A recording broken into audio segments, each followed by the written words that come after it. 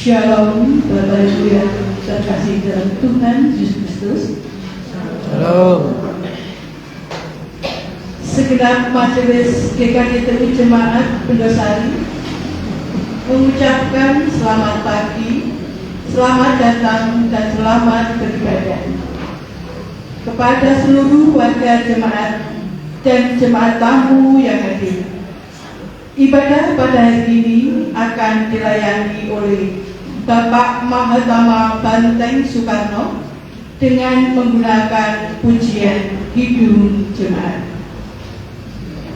Untuk petugas kolektan, tim Bapak 1, Bapak Karmanto, Bapak Yudanto, dan Bapak Dwi Arianto. Warta Jemaat Minggu 30 April 2023 yang pertama, Majelis Jemaat dan tim musik multimedia gereja membuka pendaftaran kelas belajar musik gereja keyboard dan akan dipandu oleh guru musik gereja. Bagi anak-anak sekolah minggu maupun pemuda remaja yang berminat bisa mendaftarkan diri kepada majelis, yaitu Mas Yosua, Mas Bimo, Mas Dion, dan Mas Dwi. Dan nanti akan segera dihimpun datanya untuk dibuatkan jadwal latihan rutin 1 minggu sekali. Terima kasih dan Tuhan Yesus memberkati. Warta jemaat yang kedua, Majelis Jemaat telah membuat jadwal ibadah pemahaman Alkitab atau PA dan andangsana jemaat. Ibadah akan dimulai bulan Mei 2023. Bagi warga jemaat bisa mengambil jadwal di meja amplop belakang. Dimohon kehadiran dari seluruh warga jemaat dalam ibadah PA dan andangsana ini. Terima kasih. Warta jemaat yang ketiga, ibadah Minggu 7 Mei 2023 akan dilayani oleh Ibu Pendeta Christine Wulandari, jadwal tukar mimbar dengan menggunakan pujian Hidung Jemaat. Petugas kolektan tim SPKPR 1, Saudara Dewi Saraswati, Saudari Wahyu, Saudari Oktaria. Song leader 3, Song leader tim Song leader 3, Saudara Jati, Saudara Mada, dan Saudara Kristi. Multimedia atau LCD, petugas 2, Mas Sekar Kibu. Demikian kota jemaat pada Minggu pagi hari ini. Kita akan bersama-sama masuk dalam saat teduh, mempersiapkan hati kita untuk masuk dalam ibadah Sabat pagi hari ini. Tiada henti-hentinya ya Bapa, kami mengucap syukur atas kasih Tuhan dan pemeliharaan Tuhan dalam kehidupan kami. Tuhan telah memberikan kesempatan yang terbaik bagi kami semua.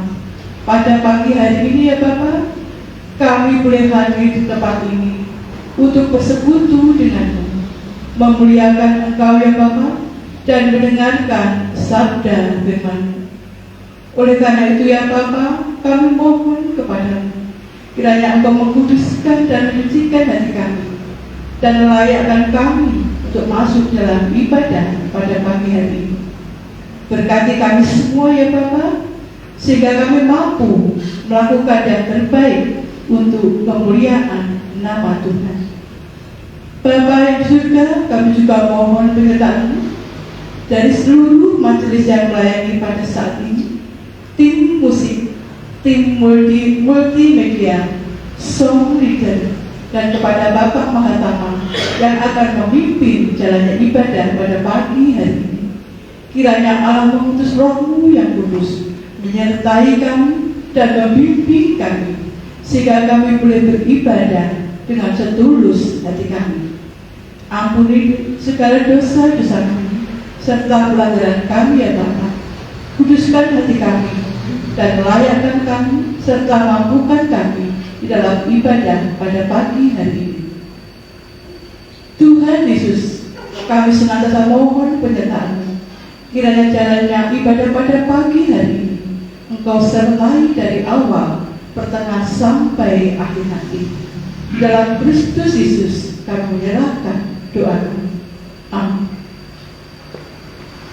Jemaat kami undang untuk bangkit berdiri.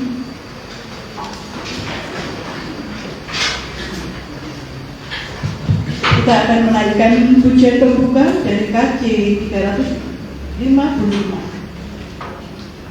Yesus memanggil.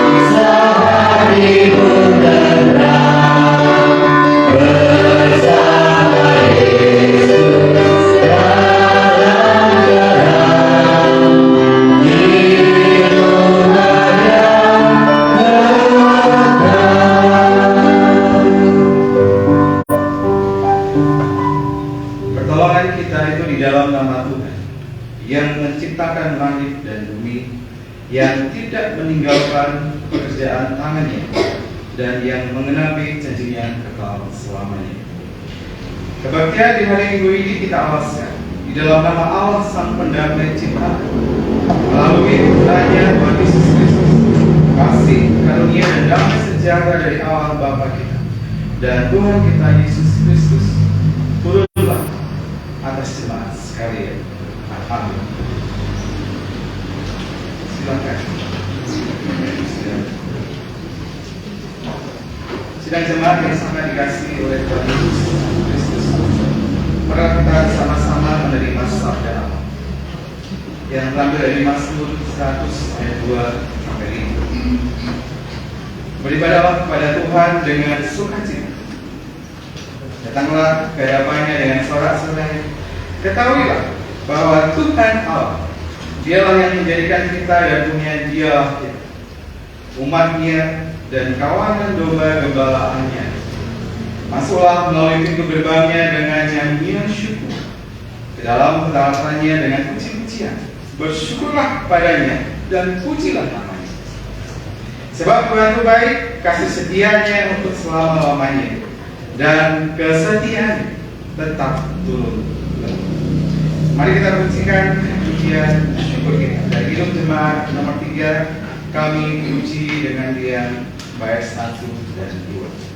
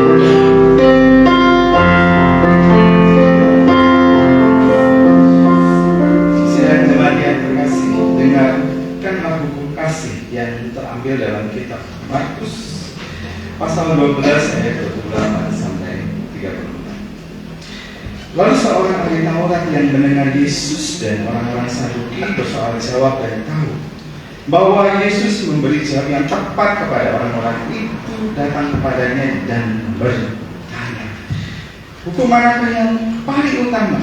Jawab Yesus, hukum yang terutama ialah, dengarlah hai orang Israel, Tuhan Allah kita Tuhan itu Esa. Kasihilah Tuhan Allahmu dengan segenap hatimu dan dengan segenap jiwamu dan dengan segenap akal budimu dan dengan segenap kekuatanmu. Dan hukum yang kedua ialah, kasihilah sesama manusia seperti dirimu sendiri. Tidak ada hukum lain yang lebih utama daripada kedua hukum ini. Lalu kata ahli Taurat itu kepada Yesus, tepat sekalipun benar katamu itu bahwa dia Esa dan bahwa tidak ada yang lain kecuali dia. Memang mengasihi dia dengan segenap hati dan dengan segenap pengertian dan dengan segenap kekuatan dan juga mengasihi sesama manusia seperti diri sendiri adalah jauh lebih utama daripada semua korban bakaran dan korban sembelihan. Yesus melihat bagaimana bijaksananya dia orang itu, dan dia berkata kepadanya, engkau tidak jauh dari kerajaan Allah. Dan seorang pun tidak berani lagi menanyakan sesuatu kepada Yesus. Dari membaca dan mendengarkan hukum Tuhan terang-terang bagi kita, betapa besarnya dosa kita itu di hadapan Tuhan, dan nyata bagi kita bahwa kita tidak dapat melakukan hukum Tuhan dengan sempurna. Sengaja atau tidak sengaja, kita semua melanggar kehendak Tuhan. Bagi dosa-dosa kita itu tidak dapat sembunyikan di hadapan Tuhan. Oleh karena itu, marilah kita bersama-sama mengakui, dan saya mengajak kita semua berdoa bersama-sama. Mari kita berdoa. Ya Bapa kami surgawi, kami menyesal atas dosa-dosa kami. Sungguh patut Engkau hukum karena tidak melakukan kehendak-Mu, khususnya bila Engkau dan kami tidak setia kepada-Mu yang Maha Pengasih dan Maha Baik bagi kami. Kami mohon ampunilah kami ya Tuhan. Ya Bapa kami surgawi, pada sumber kehidupan, Engkau sumber perdamaian, mampukanlah kami untuk mengampuni juga saudara kami yang salah pada kami. Dengan mengampuni kami akan hidup baru, dengan mengampuni kami beroleh pengampunan dari-Mu. Dengan demikian kami adalah anak-anak Allah yang berbahagia karena mampu mengampuni dan membawa damai. Demi Kristus Sang Pendamai. Amin. Tuhan Allah itu pengasih dan penyayang kepada kita saudara sekalian. Seperti firman-Nya menyatakan dalam 1 Yohanes 1 ayat 8 dan 9. Jika kita berkata bahwa kita tidak berdosa, maka kita menipu diri kita sendiri dan kebenarannya tidak ada di dalam kita. Jika kita mengaku dosa kita, maka Dia adalah setia dan adil, sehingga Dia akan mengampuni segala dosa kita dan menjauhkan kita dari segala kejahatan. Karena itu sudah jemaat yang dikasihi Kristus, senantiasa ingatlah bahwa keselamatan kita bukan karena kebaikan dan kebaikan,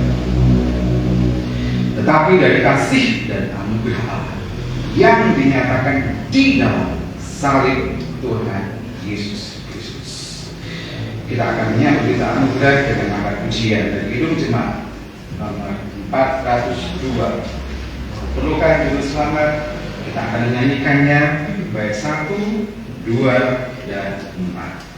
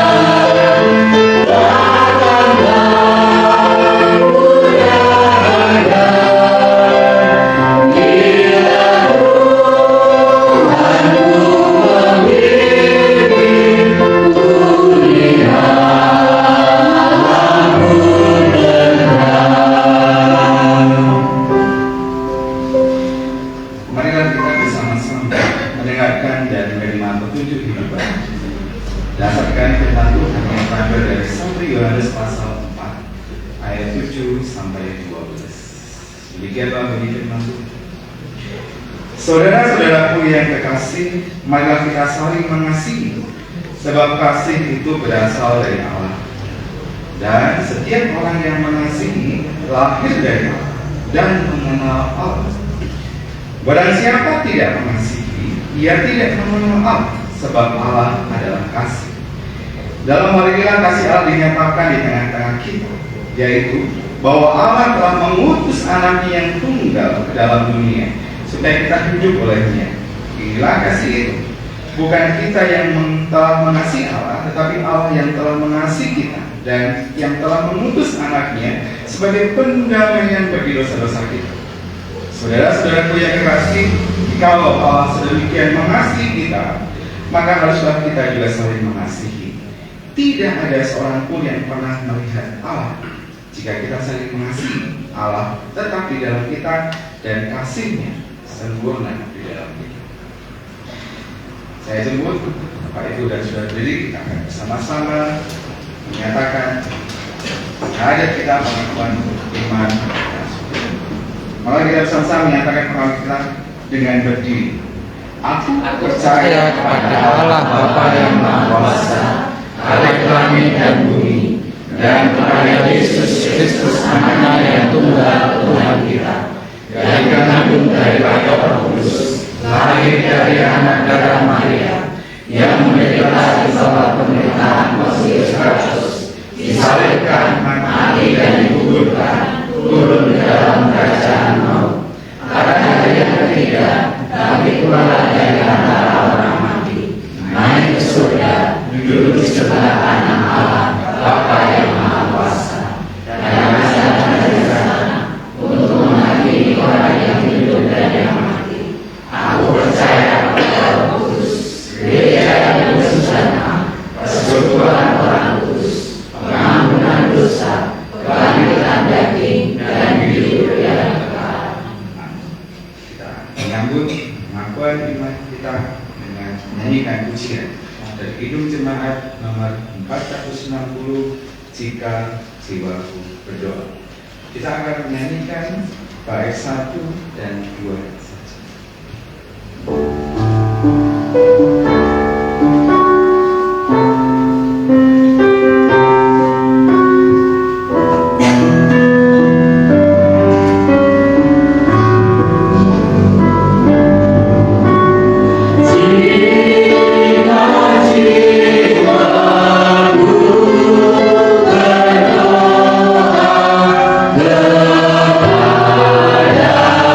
Kepadamu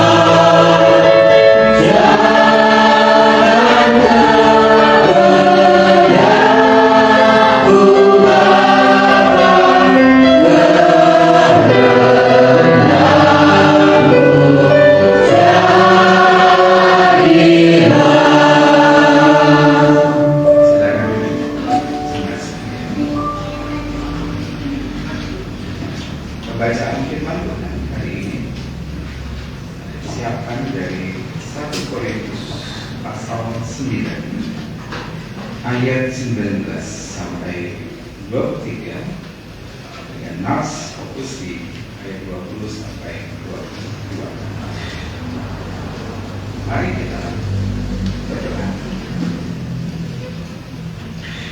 Tuhan, terima kasih untuk kesempatan kali ini kami boleh berkumpul bersama di rumahmu ini sebagai sebuah keluarga di dalam Yesus Kristus. Kami belajar bersama kebenaran-Mu ya Tuhan. Berikan kami hikmat untuk boleh mengerti dan juga hikmat untuk boleh menyampaikan dengan sederhana, dan juga berikan kami iman untuk boleh melakukan kebenaran-Mu dalam keseharian kami, supaya nama Tuhan dimuliakan dan banyak orang yang boleh berkata. Di dalam nama Yesus dan Kristus kami berdoa dan bersyukur. Amin.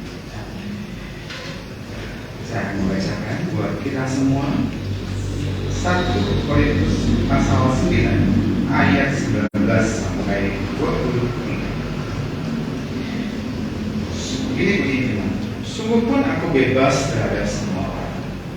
Aku menjadikan diriku hamba dari semua orang, supaya aku boleh menenangkan sebanyak mungkin. Demikianlah bagi orang Yahudi, aku menjadi seperti orang Yahudi, supaya aku memenangkan orang-orang Yahudi. Bagi orang-orang yang hidup di bawah hukum Taurat, aku menjadi seperti orang yang hidup di bawah hukum Taurat, sekalipun aku sendiri tidak hidup di bawah hukum Taurat, supaya aku dapat memenangkan mereka yang hidup di bawah hukum Taurat. Bagi orang-orang yang tidak hidup di bawah hukum Taurat, aku menjadi seperti orang yang tidak hidup di bawah hukum Taurat, sekalipun aku tidak hidup di bawah hukum Taurat, karena aku hidup di bawah hukum Kristus, supaya aku dapat memenangkan mereka yang tidak hidup di bawah hukum Taurat. Bagi orang-orang yang lemah, aku menjadi seperti orang yang lemah, supaya aku dapat menyelamatkan mereka yang lemah. Bagi semua orang, aku telah menjadi segala-galanya, supaya aku sedapat mungkin memenangkan seberapa orang di antara mereka. Segala sesuatu ini aku lakukan karena Injil, supaya aku dapat bagian di dalam. Demikianlah firman Tuhan, dan berbahagia semua orang yang mendengarkan firman itu, menerimanya dalam hati dan menghayatinya dalam hidup. Amin. Bapak Ibu dan Saudara, kita akan menaikkan doa syafaat kita. Mari kita berdoa bersama-sama.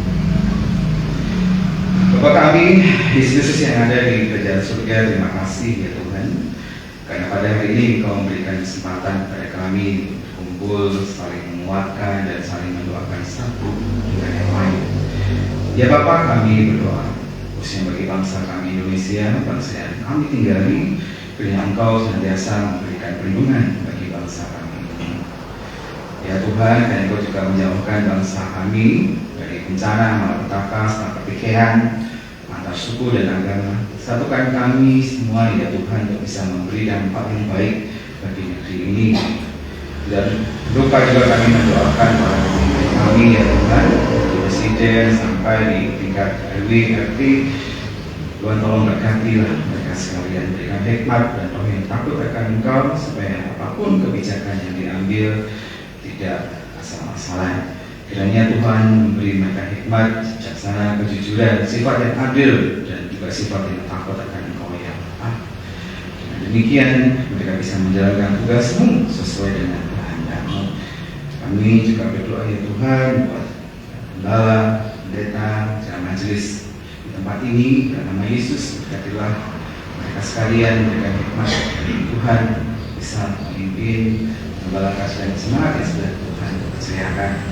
Kami juga berdoa setiap program-program yang sudah dicanangkan, kiranya Tuhan juga kuduskan dan berkati, berikan semangat untuk boleh melakukannya, dan setiap jemaat semuanya pun boleh bersama-sama mendukung setiap program yang sudah disepakati bersama. Kami juga berdoa buat anak-anakmu, orang tua kami yang sedang enak badan, yang sedang sakit, Bapak Mekianto, di nama Yesus, di tengah kelemahan tubuh yang sedang izinkan terjadi, kami percaya sesuatu Tuhan izinkan terjadi, Tuhan punya rencana baiknya. Sebagai manusia ya Tuhan, kami mohon di dalam nama Yesus, pulihkanlah orang ini dari setiap penyakit yang dideritanya. Doa untuk keluarga besar, kita juga berikan sabar dan hikmat untuk bisa mendukung orang tua kami ini, Pak Nagianto, dalam berjuang untuk kesembuhannya. Kami juga berdoa buat Ibu Amiem dalam rumah tubuhnya, terus Tuhan berkati beliau di dalam kehidupannya keluarga besar. Beliau pun di dalam nama Yesus kami berdoa juga dalam memberikan kesabaran dan kekuatan terus mendukung kesembuhan orang tua kami ini. Jangan lupa kami berdoa juga untuk kota kami Salatiga untuk memberkati setiap program-program yang direncanakan dan dilakukan oleh para pemimpin kami sehingga boleh berdampak membuat damai sejahtera bagi seluruh warga kota Salatiga. Demikianlah doa singkat kami ya Tuhan, kiranya Engkau senantiasa memberi kami pengampunan. Terima kasih ya Tuhan, di nama Yesus kami berdoa dan bersyukur. Amin.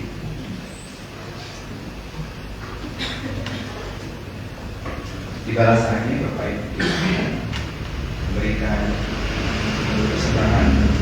Saudara sekalian, kita semua merasakan betapa besar kasih Allah kepada kita.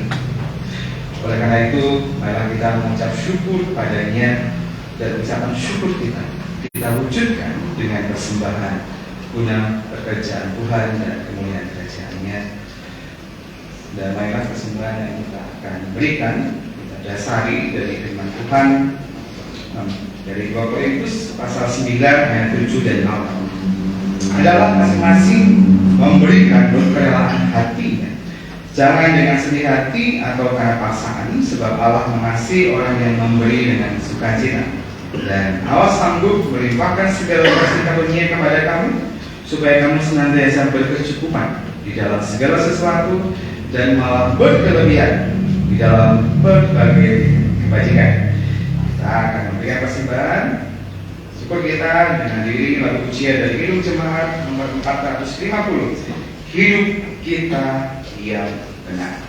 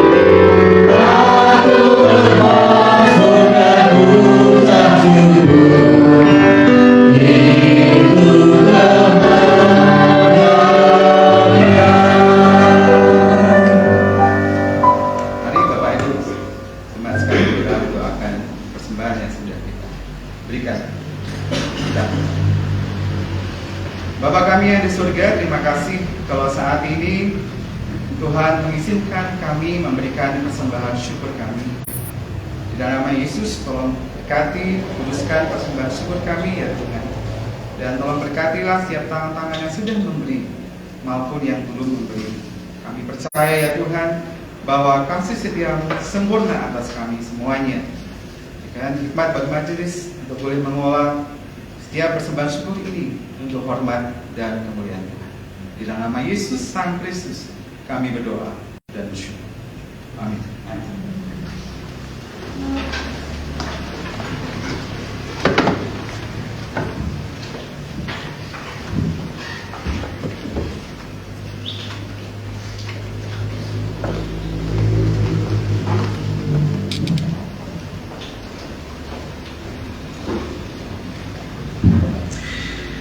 Shalom Bapak Ibu dan Saudara sekalian. Shalom. Suatu kebanggaan dan kebahagiaan tersendiri. Tuhan boleh mengizinkan saya lagi untuk hari ini. Dan terima kasih Pak Majelis, Bapak Ibu, Majelis dan Gembala dengan kepercayaan untuk menyampaikan dan melayani firman kali ini. Renungan kali ini akan saya sampaikan di bawah sebuah payung tema keluarga sebagai medan pembelajaran bela rasa. Saya sudah mempersiapkannya Bapak Ibu, dan mohon izin nanti sebagian saya membaca dari naskah khotbah yang sudah saya siapkan. Bapak Ibu dan Saudara, LRK adalah sebuah lemah mungil yang dibangun oleh seorang rohaniawan yang bernama Jean Farnier, dia dari Perancis. Rumah mungil ini diabadikan untuk mengungkapkan cintanya pada orang-orang yang cacat mental. LRK berarti bahtera, mengingatkan kita kepada bahtera Nuh, tempat kehidupan ketika air bah mengelora menghancurkan bumi dan meluluh lantakkan kehidupan semesta. Ketika para penderita cacat mental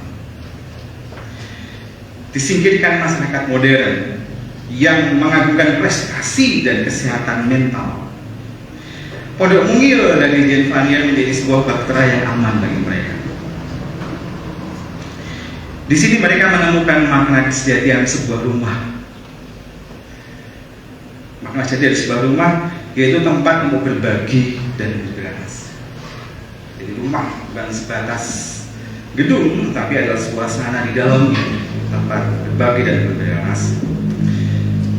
LRK, rumah bersela mungil itu merupakan hijau terang yang menyaksikan sebuah rumah yang tidak sekedar sebagai sebuah bangunan atau ruang tempat bernaung, tapi benar-benar mampu mewujudkan makna keluarga bagi penghuninya. Uang, ya itu penting Bapak Ibu untuk membangun sebuah rumah. Namun uang sesungguhnya hanya bisa membeli atau membangun gedung rumah, tetapi bukan rumah keluarga atau suasana keluarga. Kalau dalam bahasa Inggris itu rumah itu bisa berarti dua, bisa house, bisa home. Gedung itu house, dan suasana dalam rumah itu adalah home. Ya seperti film waktu saya kecil, Home Sweet Home.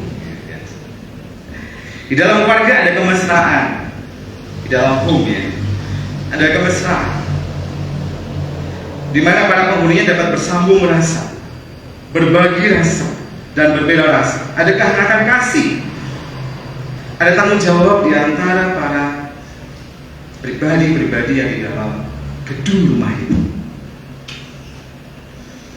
Rasa sayang timbal balik juga ada, disertai saling membutuhkan, saling percaya, yang menjadi sebuah keindahan, sebuah dekorasi dari home itu, dari sebuah suasana di dalam rumah itu. Dan dari sinilah manusia mulai belajar akan makna berbeda rasa untuk kemudian dipraktikkan dalam kehidupan komunitas sosial yang lebih luas, berteman, bermasyarakat, bergereja, bersekutu, bahkan berbangsa dan bernegara. Dalam sukacita hidup berkeluarga itulah anak-anak yang memasuki hidup dengan tidak tahu apa-apa mulai merasakan Bapak Ibu Saudara apa yang menjadi panggilan dari setiap orang tua, yaitu membimbing anak-anak masuk ke dalam pengertian suasana tadi, keluarga tadi, sebagai tempat tinggal di mana mereka menerima pengalaman berbela rasa yang melahirkan perasaan aman dan terlindungi. LRK adalah rumah di mana para penghuninya merasa aman, mampu berkembang dan memperoleh makna hidup, serta mendapatkan pemecahan atau solusi dari setiap masalah yang mereka. Menghadapi berbagai kekurangan yang ada pada diri para penghuninya, yang tadi saya katakan adalah kesehatan mental, ternyata tidak membuat mereka merasa terancam. Sebaliknya, di dalam LAG tadi, di dalam sebuah rumah mungil yang didirikan oleh rohaniawan Prancis di Alemania tadi, mereka menumbuhkan dan mengembangkan suasana penuh perhatian, suasana cinta, suasana saling mendukung di antara para penghuninya. Di luar rumah mungil itu, mungkin mereka menghadapi ejekan dan semacam. Ada orang yang cacat mental, ada orang yang cacat. Tapi di dalam bangunan mungil itu, suasana kasih, suasana mendukung, suasana berbeda rasa ada. Mereka yang memiliki rasa rendah diri dan tidak berarti lantaran cacat mental sehingga menjadi sangat sensitif terhadap tatapan mata orang-orang yang katanya sehat, mendapatkan pengalaman berbeda rasa. Di LAG mereka makin mendidik diri untuk mengatasi awan mendung rendah diri dan rasa minder. Nah, LAG juga sebuah rumah di mana kesejahteraan hidup berkeluarga dipraktekkan, Bapak Ibu dan Saudara. Para penghuninya ada dalam ikatan tali rasa yang membuat mereka bersambung rasa dan berbuahkan bela rasa. Di sini semangat cinta tidak mengenal cacat, sehat di dalam rumah itu.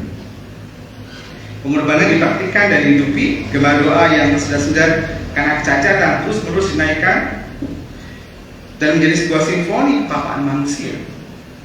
Saya pernah melayani orang-orang yang cacat, ada yang mental, mereka susah berbicara, kadang-kadang ngomongnya juga susah, dan karena kok cacat mental kosakatanya terbatas. Tapi itu menjadi sebuah simfoni yang menarik karena mereka memuji, mereka berdoa dengan hatinya dengan keterbatasan yang dia miliki. Mungkin kosakatanya terbatas, tapi hatinya sepenuhnya tanpa batas bukan dalam doa. Gema doa itu menjadi sebuah saksi bisu dari kehidupan bila rasa dalam rumah mungil.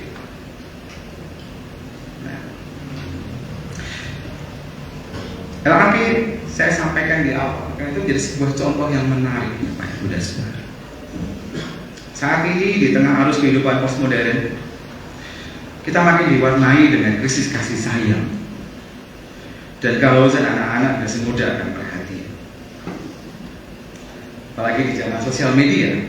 Saat ini saya berkunjung ke Pak RT, tetangga kami, dan beliau berkata sekarang kok tidak ada anak muda yang kunjungan. Sekarang orang cenderung yang jauh jadi dekat, yang dekat jadi jauh gitu. Gara-gara apa ya Bapak Ibu Saudara?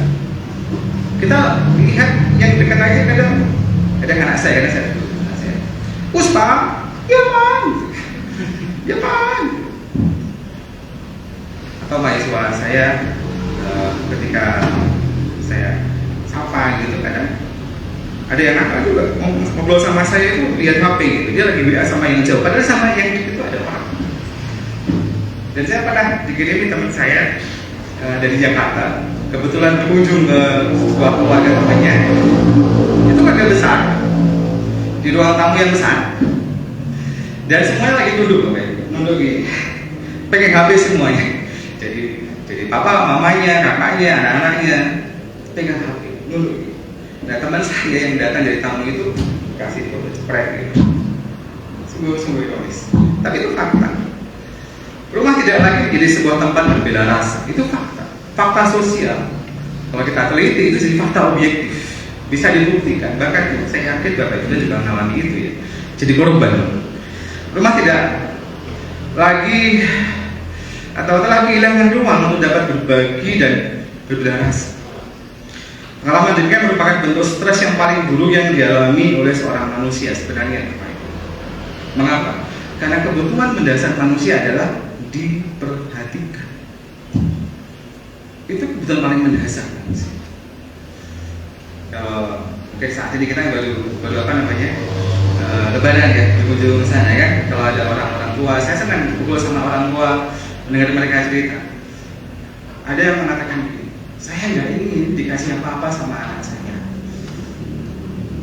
sama cucu saya. Yang penting datang aja, sudah senang saya. Kalau ada uang saya kasih, kalau ada beras saya kasih, pulang bawa. Datang nggak usah bawa apa-apa, pulang saya bawain dulu sampai segitu. Karena kebutuhan sebuah home itu adalah diperhatikan. Dan saat ini itu menjadi sebuah fakta sosial sudah mulai kurang. Sikap bela perhatian sudah mulai kurang. Pengalaman demikian pada gilirannya Bapak Ibu yang dialami oleh pribadi jemaat Tuhan akan membuat manusia kehilangan cinta untuk dirinya sendiri, sehingga jadi orang itu tidak apatis. Jadi orang itu juga malah mengembangkan bukan sikap kasih, malah sikap dia dengki, kebencian, atau mungkin karena nggak terpenuhi perhatiannya, ada teman-teman tetangga yang kasih gosip masukan yang macam-macam terpengaruh dan ya seperti itu. Keluarga bisa pecah banyak kali. Dalam bukunya Becoming a Whole Person in the Broken World, menjadi manusia yang utuh di dunia yang hancur, Ronald Davis menceritakan kepada Ibu, ini sebuah cerita saya lihat di buku ini. Jadi ada sebuah rumah sakit ya lebih tepat. Jadi ada sebuah pasien yang anak perempuan remaja. Jadi dia depresi tuh. Depresi karena apa? Karena bapaknya mati di depannya. Bapaknya mati di depannya karena apa? Karena ditembak oleh ibunya. Jadi orang tua bertikai gitu, bertikai. Kalau di Amerika itu kan boleh punya senjata gitu ya, rebutan tanpa sengaja meleduslah senjata itu karena depresi, masuk rumah sakit jiwa, dan dia menyakiti diri sendiri. Akhirnya dokternya menyarankan melakukan katarsis, jadi diluapin emosi. Nah, ada seorang perawat yang bernama Hulda itu menjadi medianya. Jadi Hulda selama setahun itu Pak Ibu, selalu datang ke situ di ruangannya anak ini dan dilakukan katarsis. Yang dilakukan anak ini apa? Memukuli perawat ini, Hulda, memukuli Bapak Ibu, dipukul, dicakar macam-macam sampai capek, sampai pasien ini mojok di sebuah ruangan itu, mojok di sudutnya kayak binatang gitu, mojok dia ketakutan gitu. Yang Hulda katakan apa?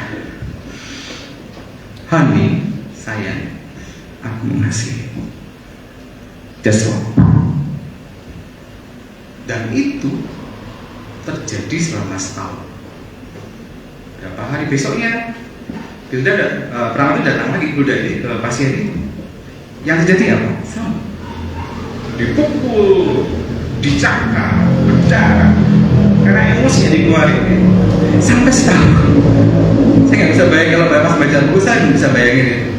Dan endingnya selama setahun setelah mengeluarkan emosi, setelah Hulda perawat itu berkata, aku mengasihimu, honey, I love you so much. Saya aku mengasihi. Pelan-pelan dirinya tadi, yang pasien tadi menjadi utuh.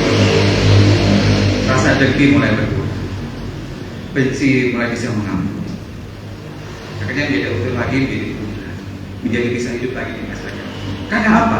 Karena ada bela rasa, ada sikap bela rasa yang ditunjukkan oleh perawat.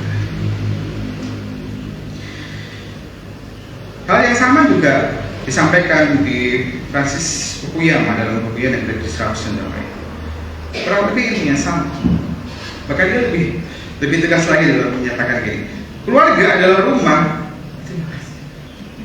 Maaf saya gendut, jadi saya pengennya keringat. Fukuyama berkata dalam bukunya The Great Disruption tahun 2000, keluarga adalah rumah dari segala kejahatan sosial, institusi yang menyenangkan bagi para nyonya rumah dan pelabuhan bagi si tuan rumah, tetapi merupakan neraka bagi anak. Dengan kata lain, seorang itu masa depannya bisa terlihat dari keluarganya bagaimana. Salah satunya itu indikator. Contohnya, ada seorang anak, Bapak Ibu, seorang anak, dia membunuh, dia bisa ketika besar, dia bisa membunuh satu bangsa. Jadi kisah nyata, membunuh satu bangsa Karena apa? Karena dia benci sama bapaknya. Jadi anak ini waktu kecil, jadi usia 3 tahun, dipukuli, anak kecil nangis gak bapak itu? Nangis. Semakin nangis sampai dipukuli sama bapaknya. Ibunya udah gak bisa ngapa-ngapain lagi. Ibunya ikut nangis. Nah, ketika jadi 3 tahun tuh, ketika dia sampai SD, kurang lebih seperti usianya, dia gak tega lihat ibunya nangis. Dia gak tega. Terus dia berkata bahwa aku harus tidak nangis ketika dipukuli bapaknya. Dan ketika dipukul bapaknya, dia menghitung berapa pukulan. Ternyata 30 lebih bapak itu pukulan bapaknya. Terus dia ngomong sama mamanya, "Mama, aku hebat, aku dipukul papa dengan kasar, dengan kacau." Ini mukulnya bukan kayak mukul kayak hukum di Aceh gitu ya, yang kayak gini. Itu enggak, emang dihajar gitu.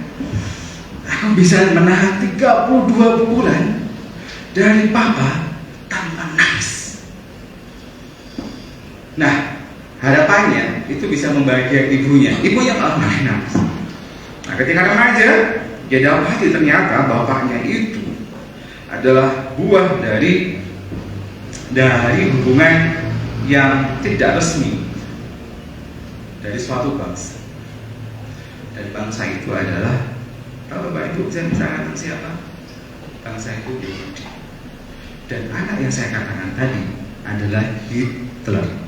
Sehingga Yahudi itu membenci, Hitler itu membenci orang Yahudi, sehingga dia membinasakan. Dan itu adalah hasil penelitian dan ditulis dalam sebuah buku. Tapi saya mau katakan bahwa apa yang terjadi dalam keluarga itu bisa mencerminkan keluarga bagaimana. Jadi hati-hati Bapak Ibu di dalam keluarga itu kita bagaimana. Apakah anak kita di dalam keluarga itu adalah anak yang diterima, ataukah anak-anak dalam keluarga itu adalah anak-anak yang ditolak? Bapak Ibu dan Saudara, firman Tuhan tadi itu sangat tegas. Sungguh pun aku bebas dari semua orang, aku menjadikan diriku hamba dari semua orang, supaya aku boleh menangkan sebagai menerima orang. Seringkali kita berkata kalau ngomong firman Tuhan ini, kita bicara tentang bangsa lain, kita bicara tentang mungkin suku bangsa lain, orang-orang lain. Saya mau mengajak dalam firman ini adalah menerapkan firman Tuhan dalam keluarga kita. Kita menjadi betul-betul anggota keluarga kita gitu loh. Karena beberapa kali saya dapati ada keluarga itu nggak merasa dia menjadi anggota keluarga. Ada seorang suami tidak merasa bahwa dia adalah seorang kepala keluarga. Ada satu keluarga yang saat ini saya sedang dekat sama keluarga ini, Bapak Ibu. Bapaknya itu kalau punya uang nggak pernah kasih belanja sama anak istrinya. Tapi kalau ada temennya datang, wah, dikasih. Itu bikin akaran pahit bagi istri dan anak-anak. Keluarga ini menjadi si keluarga yang tidak baik, tidak ada damai sejahtera. Nah, Bapak Ibu dan Saudara sekalian, dari beberapa cerita tadi, saya mau katakan seperti ini, bahwa manusia itu bertumbuh dalam dekapan pelindungan, perhatian, dan cinta dari orang lain. Ada sebuah pengalaman pelayanan, saya mau katakan itu. Ada seorang yang bernama saya coba ingat dulu, namanya Khori di Bandung dulu. Dia lebih senang di sanggar kami di gereja, dia beragama Islam, daripada di sekolah. Karena apa? Karena dia ditolak oleh mamanya. Kalau tadi saya cerita tentang papa, dia sebut mamanya. Kenapa dia ditolak? Karena mamanya itu cantik, Bapak Ibu, cantik betul saja. Dan si Khori ini, anak kandungnya, mohon maaf, giginya Thomas. Ya namanya Thomas ya, lanjut ya. Jadi saya nggak percaya itu mamanya. Ketika saya kunjungan ke rumahnya, ada foto pakai di casing itu, saya bilang ke mamanya, Kori, ini ponakannya ya. Istri saya yang ikut itu, bukan, itu mamanya. Beda banget tuh. Dan Kori nggak pernah digandeng tangan kayak gini, nggak pernah. Karena apa tanya, mamanya malu. Dia nggak ada kelas 4 kali loh, di SD, di dekat gereja kita di Bandung itu SD. Nah akhirnya kita layani. Singkat cerita dia lebih senang di sanggar gereja daripada di sekolah. Sering bohong. Kori, iya Pak. Kamu masuk apa? Pagi. Oke, jadi siang nanti ke sekolah ya. Ya udah makan dulu di sanggar. Kadang dia nggak sarapan. Minggu depannya, Kori kamu masuk apa? Masuk siang Pak. Berarti tadi pagi ke sekolah ya? Ya. Ternyata bohong. Dia nggak mau ke sekolah, kenapa? Dibully. Tomos. Bodoh siang, sudah ya? Bodoh siang, gitu kan? Bodoh ada cewek bodoh, gitu kan? Ini nggak nangkep pas sekali. Tapi akhirnya setelah dipulihkan, ada beda rasa, dia mau mengampuni. Akhirnya dia cepat naik kelas, dia bisa ngikuti. Dan yang menariknya, dia mau mengampuni mamanya, dan dia nggak mau giginya Tomos. Akhirnya kita cari dana untuk dikasih ke aku. Namanya. Itu bukti dan cukup banyak hal yang bisa kita lihat Bapak Ibu, bahwa di dalam keluarga kalau bila rasa itu hilang, bahaya depannya. Bisa laki-laki, bisa perempuan. Ada seorang istri. Nah, di Bandung saya punya hobi, ini hobi ya, maunya hobi kunjungan saya. Hobi kunjungan di lokalisasi. Jadi kalau di Bandung itu ada, ya, istri saya juga ikut kadang-kadang kayak gitu. Setelah menikah.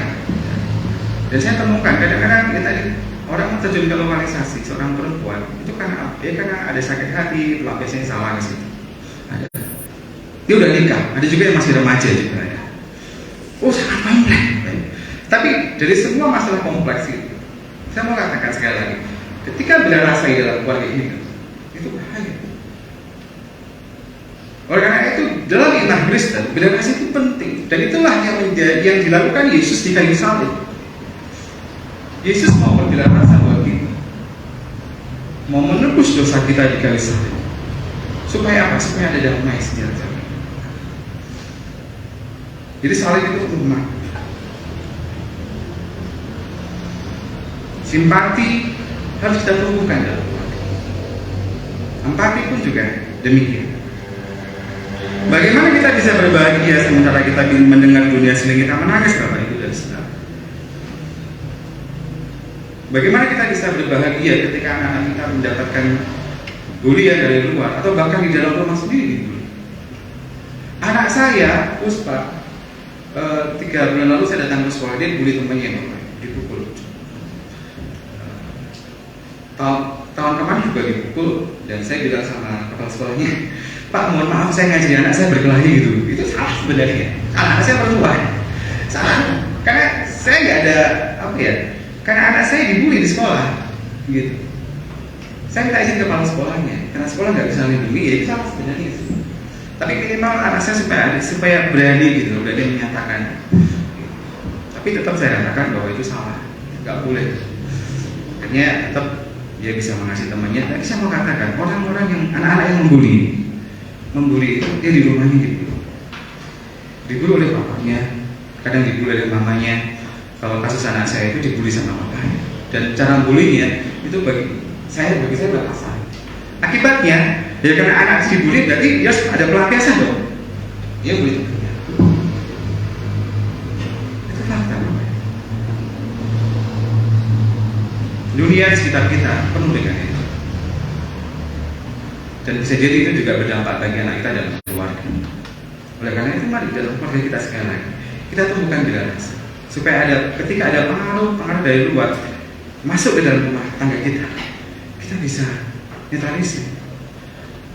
Juga kita belajar mendengarkan Bapak Ibu anak kita. Anak saya itu cerewet, suka ngomong, saya senang dia cerita, karena dari cerita itu emosinya bisa berubah. Kayak Bapak belajar mendengarkan anak kita cerita. biasanya kita susah mendengar kaum bapak ini. Baik kaum bapak, mari kita belajar mendengar istri kita cerita apa. Kadang didengerin aja juga seneng. Walaupun kadang mendengarkan itu susah. Saya paling lama mendengarkan orang itu 4 jam, tapi 4 jam itu kaki saya udah goyang-goyang. Hanya itu mendengar gitu. Tapi terus kita lakukan supaya kita bisa juga menolong. Dan yang paling penting adalah itu yang Tuhan kehendaki. Sekali lagi, Tuhan berbela rasa bagi kita. Malaikat saya, mari kita belajar berbela rasa. Di saat ini kita mengajar berbela rasa di dalam keluarga. Mengapa keluarga Bapak Ibu? Keluarga menjadi tempat sekali lagi untuk menumbuh kembangkan lagi berbela rasa. Rasa kasih, sayang, cinta di dalam keluarga. Warga dan akar segenap pertumbuhan manusia. Padanya tergantung nasib masa depan kita. Ketika saya tua, maka anak-anak saya lah yang merawat saya. Nasib gereja ini juga demikian. Berasa pada anak kita yang sekolah minggu, yang remaja dan semacamnya. Dan mereka akan menjadi penerus gereja kita. Apa yang menjadi wajah gereja kita, apa yang menjadi wajah keluarga kita saat ini, itu adalah wajah masa depan kita. Jadi sekali lagi, Bapak dan Saudara, melalui firman ini kita belajar ya. Walaupun kita orang dewasa, kita belajar berbeda rasa pada anak-anak, pada remaja. Kita coba mengelutut menakut lutut kita supaya anak itu kalau contoh sini praktisnya misalnya lebih nyaman kalau lihat itu kita setara gitu. Kita belajar mungkin lutut kita tegur, ayo nah mau ngomong apa ya kita ngomong.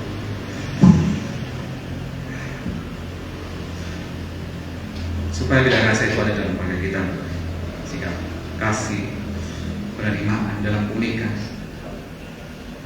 Supaya apa? Supaya mereka pun juga merasakan kasih yang sudah tersalib untuk kita, disebutkan yang tersalib untuk kita, supaya mereka bisa merasakan kasih lain. Jadi sekali lagi dalam ibadah pasca saya ingin mengajak kita semua merayakan kasih Allah melalui salib yang sudah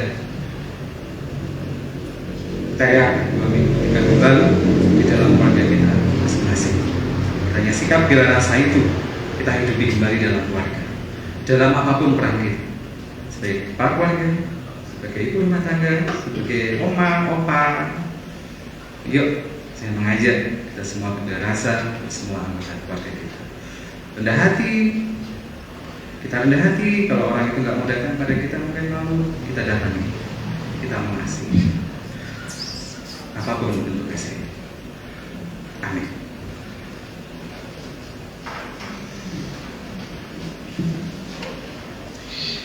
Kita berdoa. Bapa kami yang di surga, terima kasih. Engkau sudah mati di kayu salib buat kami, karena Engkau sangat mengasihi kami. Kami hidup di dalam dosa, yang kadang-kadang kami tidak bisa lagi membedakan mana tangan kanan, mana kiri, mana yang benar, mana salah. Kami sudah terlalu larut dalam dosa. Terima kasih ya Tuhan, kasih yang luar biasa. Dan tolong kami ya Tuhan untuk boleh menyadari dan memahami kisahnya kasih-Mu, dan kami boleh melakukan kasih itu di dalam keluarga kami. Apapun tugas kami dalam keluarga kami masing-masing ya Tuhan, sebagai kepala keluarga, sebagai ibu rumah tangga, sebagai suami, sebagai istri, sebagai anak, tolonglah kami sebagai opa, oma, untuk kami juga bisa melakukan bela rasa itu, melakukan kasih itu kepada orang lain, kepada anggota keluarga kami khususnya. Dengan kami kerendahan hati, kami boleh melangkah menyampaikan kasih itu, supaya betul-betul rumah kami masing-masing ya Tuhan tidak hanya sebuah gedung yang mati, tapi menjadi sebuah home, sebuah keluarga yang hidup, karena di dalamnya ada orang-orang yang hidup dengan kasih Kristus. Tidak hanya di rumah ya Tuhan, kami juga berdoa dalam keluarga, di keluarga kami di gereja ini, dan yang gereja ini jadi sebuah gedung ya Tuhan, tapi orang-orang di dalamnya, setiap jemaat Tuhan, apapun tugasnya, dari majelis sampai jemaat pun boleh menghidupi bela rasa, saling mengasihi, mendukung, mendoakan, dengan setiap tindakan. Terima kasih ya Bapa, inilah doa kami, tolong kami menjadi doa firman. Dalam nama Yesus kami berdoa dan mengakhiri firman ini dengan doa Bapa kami yang akan kami naikkan bersama-sama. Bapa kami yang di surga, datanglah kerajaan-Mu, jadilah kehendakmu seperti di surga. Berilah kami pada hari ini, kami selamatkan, dan ampunilah kami kesalahan kami, seperti kami juga mengampuni orang yang bersalah kepada kami. Dan janganlah kami dalam pencobaan, tapi lepaskanlah kami daripada yang jahat. Karena Engkau kerajaan dan kuasa dan kemuliaan sampai selamanya.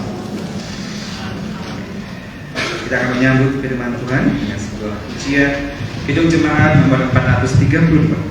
Jika padaku ditanyakan. Kita angkat pujian ini bait 1 dan 2.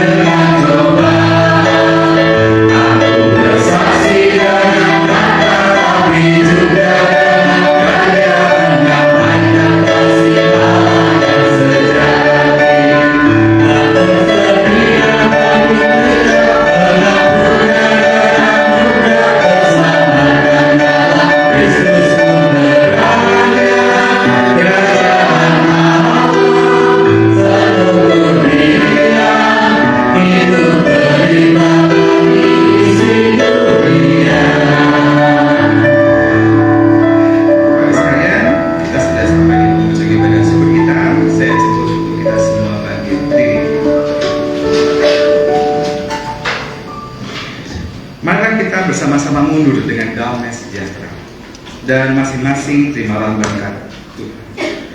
Tuhan memberkati engkau dan melindungi engkau. Tuhan menyinari engkau dengan wajah-Nya dan memberi engkau kasih karunia. Tuhan menghadapkan wajah-Nya kepadamu dan memberi engkau damai sejahtera. Amin. Tuhan bersabda, ketahuilah aku menyertai kamu sampai akhir zaman.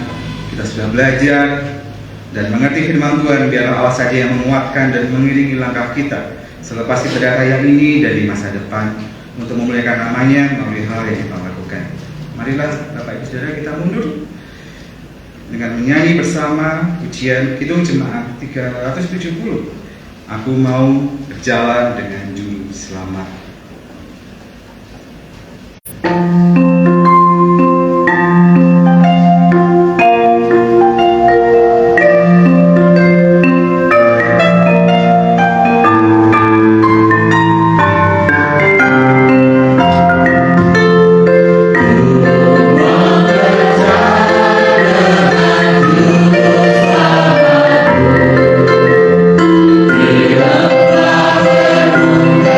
Bila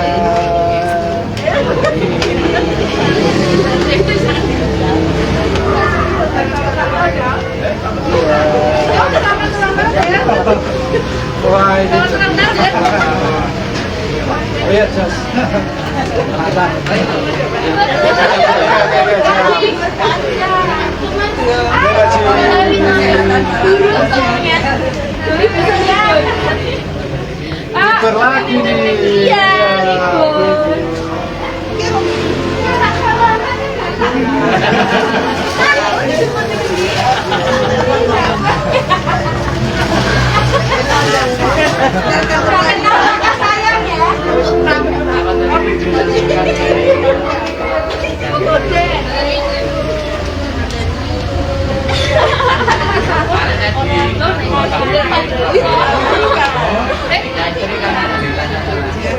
Jalan apa, Pak?